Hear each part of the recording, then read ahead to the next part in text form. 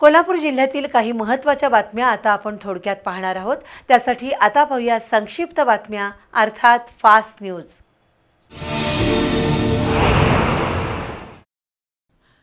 महिला दिनानिमित्त दरवर्षीप्रमाणे 4 हम म्युझिकल ग्रुप या संगीत क्षेत्रातल्या 4 महिलांनी एकत्र येऊन सामाजिक उपक्रम राबवला। स्नेहलता, विद्या, सोनाली आणि वृंदा कोंडुस्कर या गायिकांनी सितारे जमीन पर ही गाण्याची मैफिल आयोजित केली होती। नगरसेवक प्रवीण केसरकर, संपदा थोरात, प्राध्यापक नंदकुमार रानभरे, प्राध्यापिका कालिंदी रानभरे, मेघना फडके यांच्या हस्ते मैफिलीची सुरुवात झाली।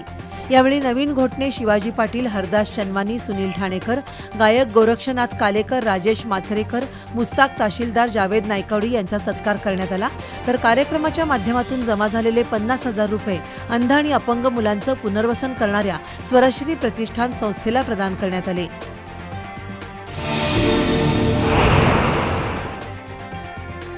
बीएसएनएल एम्प्लॉईज युनियनचा महिला दिन विविध उपक्रमांनी उत्साहात पार पडला।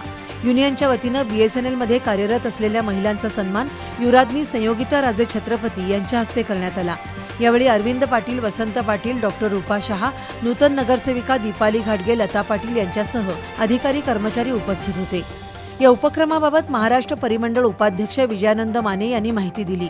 यावेळी विविध महिलांनी मनोगत व्यक्त केली। कार्यक्रमाला जिल्हा सचिव नितीन देशपांडे, समीर कानिटकर, बापू कांबळे, संदीप दिवसे, प्रवीण माने, रमेश मावळे यांच्यासह सदस्य उपस्थित होते। वातावरणातील बदलामुळे शनिवारी दुपारनंतर अचानक वादळी वाऱ्यासह वळीव पाऊस झाला। तुफान वारा आणि पावसामुळे करवीर तालुक्यातील दर्याचे वडगाव परिसरातील अनेक शेतकऱ्यांना मोठा फटका बसला। काही घरांची छपरं वाऱ्यामुळे उडून गेली तर अनेकांच्या घरात पाणीच पाणी झालं। शनिवारच्या पहिल्याच वादळी पावसामुळे शेती पिकांचं मोठ्या प्रमाणात नुकसान झालं तर अनेक ठिकाणी झाडं उन्मळून पडली। सुमारे 2 तास सुरू असलेल्या वादळी वाऱ्यानं आणि पावसामुळे नागरिकांचं मोठं नुकसान झालंय।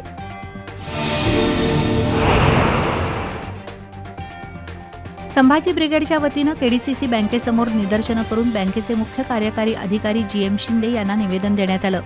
शाहूवाडी तालुक्यातील नांदगाव शाखेमध्ये कर्जदार आणि सहकर्जदाराच्या खात्यातून विमा रकमेसाठी परस्पर 8,671 रुपये बँकेनं कपात केली, पण संबंधित कर्जदाराचा मृत्यू झाल्यानंतर विमा भरपाईची रक्कम देण्यास टाळाटाळ केली।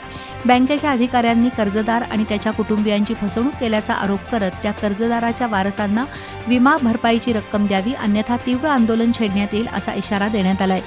यावेळी निलेश चव्हाण, संदीप यादव, शाबान शेख, मिलिंद चौगले, भगवान कोईंगडे, दत्तात्रय दीक्षित, उदय भोसले उपस्थित होते।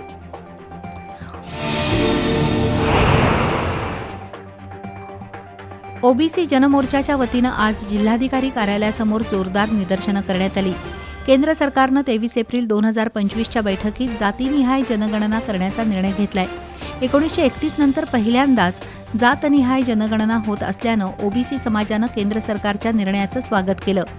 जातगणनेच्या पहिल्या टप्प्यात घर यादी आणि गृहगणना सुरू आहे। जनगणनेसाठी 33 प्रश्नांची सूची देण्यात आली आहे। त्यामध्ये 12व्या क्रमांकाच्या प्रश्नामध्ये कुटुंब प्रमुख तसंच अनुसूचित जाती जमातीचा समावेश आहे, पण त्यामध्ये ओबीसीचा समावेश नसल्यामुळं ओबीसींची माहिती संकलित होणार नाही। केंद्र सरकारनं 22 जानेवारी 2026च्या अधिसूचनेत दुरुस्ती करून ओबीसी जातीचा समावेश करावा अशी मागणी करण्यात आली आहे। आंदोलनात दिगंबर लोहार, बबनराव रानगे, संजय सुतार, शिवाजी माळकर, सयाजी झुंजार, शीतल मणपे, राजनाथ माजगावकर यांच्यासह ओबीसी बांधव सहभागी झाले होते।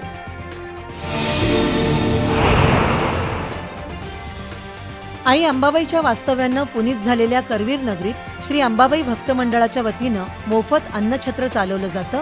त्याशिवाय कोल्हापुरी थाळी, उत्तरेश्वर थाळी आणि शिवभोजन केंद्रात नाममात्र दरात दररोज हजारो लोकांना भोजन मिळतं। मात्र गॅस सिलेंडर टंचाईमुळे अन्नछत्रावर परिणाम होऊ लागलाय। शासनानं आश्रमशाळा आणि रुग्णालयाला अत्यावश्यक सेवा म्हणून अखंडित गॅस पुरवठा करण्याचे आदेश दिले आहेत। त्याच धर्तीवर खास बाब म्हणून सर्व अन्नछत्रांना अखंडित गॅस पुरवठा करावा अशी मागणी सकल हिंदू समाजानं जिल्हा पुरवठा अधिकारी मोहिनी चव्हाण यांच्याकडे निवेदनाद्वारे केली आहे। यावेळी किशोर घाटगे, महादेव पाटील, निरंजन शिंदे, योगेश मांढरेकर, श्रीकांत मंडलिक, दौलत घाटगे, मनोहर सोरप, योगेश केरकर, फिरोब उस्ताद उपस्थित होते।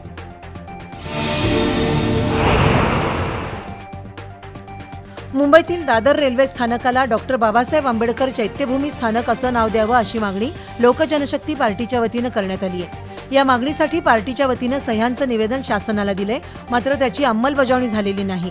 त्याच्या निषेधार्थ लोकजनशक्ती पार्टीच्या वतीनं आज महाराष्ट्रातील सर्व जिल्हाधिकारी कार्यालयासमोर धरणं आंदोलन करण्यात आलं. कोल्हापुरात जिल्हाधिकारी कार्यालयासमोर झालेल्या आंदोलनात सुनील कुरुंदवाडे, विनोद वाघवेकर, रेश्मा गायकवाड, स्वप्नाली दराळ सहभागी झाले होते.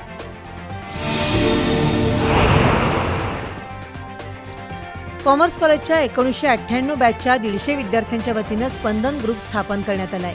या ग्रुपनं कोल्हापूर महापालिकेच्या स्मशानभूमीला आवश्यक असणाऱ्या शेणीसाठी पैसे जमा केले. त्यातून सुमारे 51,000 शेणी महापौर रूपाराणी निकम यांच्याकडे प्रदान केल्या. स्पंदन ग्रुपच्या वतीनं कोविड काळातही धान्य वाटप, दिवाळीमध्ये गरजूंना फराळ वाटप, वृद्धाश्रमात फळ वाटप यासह अन्य सामाजिक उपक्रम राबवले जातात.